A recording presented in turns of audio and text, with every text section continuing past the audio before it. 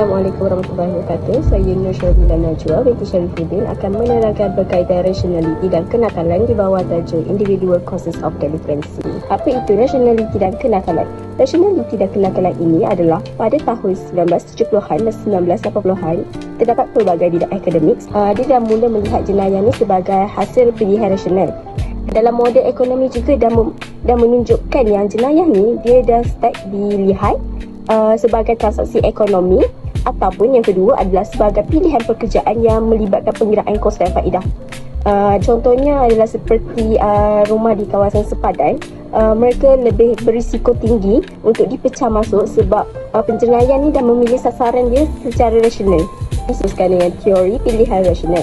Di bawah teori pilihan rasional ini saya bahagi kepada 4 perkara. Pertama adalah konsep asas. Okey, konsep asas ni asal usul teori pilihan rasional ni adalah diambil daripada model utility ekonomi dan dia juga merupakan lanjutan daripada aliran kriminologi klasik ataupun kita panggil sebagai doktrin pencegahan. Penjenayah dia mempunyai kehendak bebas dan dia boleh memilih untuk melanggar undang-undang selepas membuat pertimbangan. Dan individu ni dia bertindak berdasarkan pengiraan rasional terhadap ganjaran apa yang dia akan dapat berbanding dengan risiko ataupun kos apa yang dia akan tanggung lepas dia buat jenayah. Okey, yang kedua adalah model pencegahan Raymond Paternoster. Okey, di bawah model ini mereka mengkaji kitaran pelibatan remaja, bila remaja tu mula buat, adakah dia terus buat ataupun dia dah berhenti. Dan model ini juga dia menegaskan bahawa pilihan tidak semestinya memerlukan maklumat lengkap ataupun kaedah analisis yang sempurna, tapi dia adalah dipengaruhi oleh pemboleh ubah persekitaran yang tertentu. Okey, yang ketiga adalah evolusi persepsi risiko daripada Anwar dan Lauren. Okey, individu belajar daripada pengalaman dan ketepatan mereka dalam nak menilai risiko tu meningkat dari semasa ke semasa. Baru mereka sedarlah apa risiko yang akan mereka tanggung berdasarkan petunjuk yang mereka terima semasa membuat kesalahan tersebut. Okey, yang keempat adalah integrasi faktor sosial psikologi. Okey, di bawah integrasi ini jenayah dia bukan sekadar pengiraan matematik, tapi dia juga dipengaruhi oleh sosialisasi undang-undang.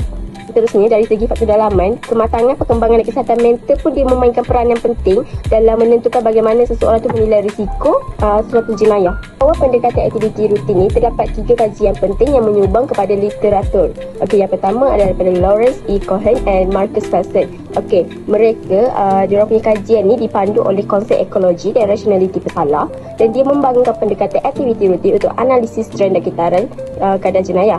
Dan mereka juga percaya bahawa jumlah dan taburan jenayah predator ini dia berkait rapat dengan interaksi 3 pemboleh ubah. Yang pertama adalah ketersediaan sasaran sesuai, yang kedua ketiadaan penjaga berkemampuan, dan yang ketiga adalah kehadiran pesalah bermotivasi. Okey, kajian kedua pula adalah daripada Dwayne Osgood dan rakan-rakan. Mereka menganalisis perubahan individu merentas 5 gelombang data. Mereka juga menggunakan sampel kebasaan untuk melihat trend penyelewengan. Dan kajian peta yang ketiga pula adalah daripada Catherine Novak dan Elizabeth Crawford, iaitu mereka menjalankan kajian tentang perbezaan jantina dalam kenakalan. Mereka juga fokus sejauh mana perbezaan jantina dan penyertaan aktiviti rutin menjelaskan perbezaan kenakalan. Dan aktiviti rutin ni, perbezaan gaya hidup bukan punca lelaki lebih nakal daripada wanita. Dan hasil apa yang mereka perolehi daripada kajian ini adalah aktiviti positif ini dia memadamkan risiko kenakalan tanpa mengira jantina. Maksudnya adalah pilihan rasional dan kenakalan terdapat 5. Yang pertama adalah jenayah sebagai penyelesaian masalah. Remaja dia terlibat dalam kenakalan kerana risiko yang dianggap rendah dan keinginan untuk mendapatkan kesenangan dalam jangka masa yang pendek. Yang kedua adalah proses penghentian, residence, iaitu ramai pesalah dia berhenti pada usia lewat remaja atau awal 20-an kerana menyedari jenayah ni dia tak selaras dengan matlamat hidup mereka.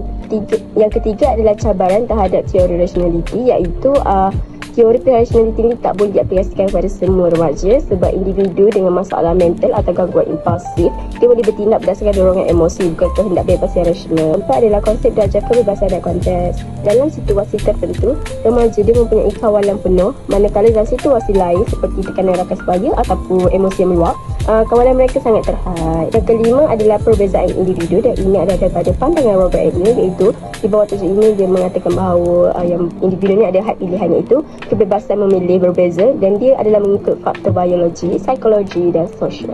Dan akhir sekali adalah pencegahan kenakalan dan falsafah hukuman. Okey, kenakalan ni dia dianggap rasional sebab dia adalah perkara yang kita boleh cegah. Dan ada 3 pencegahan. Yang pertama adalah pencegahan umum, yang kedua pencegahan khusus, dan yang ketiga adalah ketidakupayaan.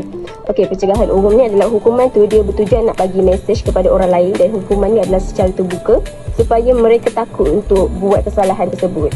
Dan pencegahan yang kedua adalah pencegahan khusus, iaitu mereka bagi tumpuan kepada pesalah individu ni, dan mereka nak pesalah tu dia belajar secara langsung, dan nak dia orang sedar yang jenayah dia orang buat tu adalah tidak berbaloi. Dan yang ketiga adalah ketidakupayaan. Yang ketidakupayaan ni adalah melibatkan hukuman penjara, sebab kita nak melumpuhkan pesalah yang berbahaya supaya tidak berpeluang nak cederakan orang lain. Itu sahaja daripada saya. Sekian, terima kasih.